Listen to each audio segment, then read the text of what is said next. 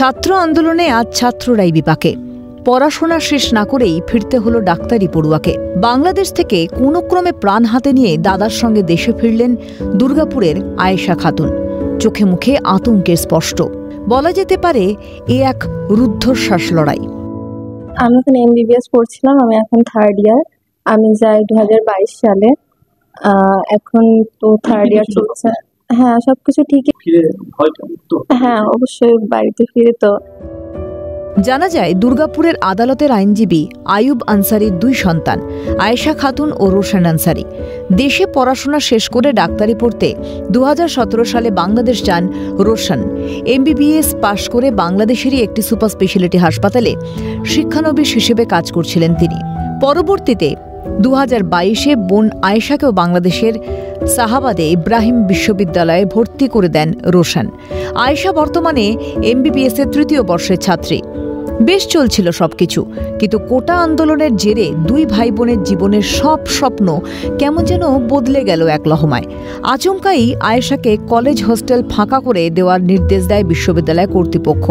এই অস্থিরতার মাঝেই প্রাণ বাঁচাতে পড়াশোনা অসমাপ্ত রেখেই দেশে চলে আসা 2 সন্তানের বাড়ি ফিরে আসায় স্বস্তিতে বাবা মা।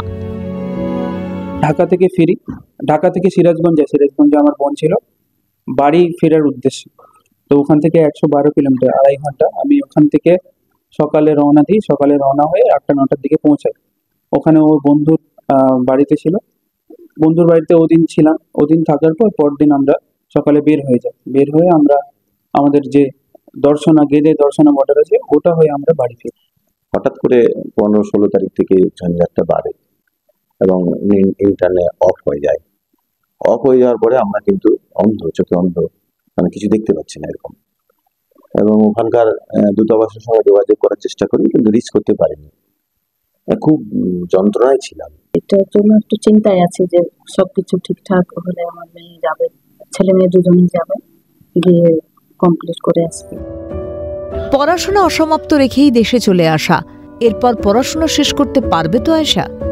ডাক্তার হওয়ার স্বপ্ন অধরা থেকে যাবে না তো?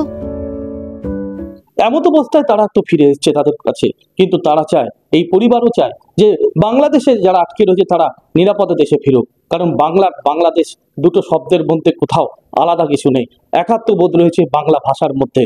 আর সেই ভাষা আরো সমৃদ্ধ হোক, সেই ভাষার জোরে এবং সেই জায়গা থেকে বাংলাদেশ আবার শান্ত হোক, বাংলা বাঙালি সম্পর্ক আরো সুদৃঢ় হোক। দুর্গাপুর থেকে রাজেশ সেনগুপ্ত, ক্যালকাটা নিউজ।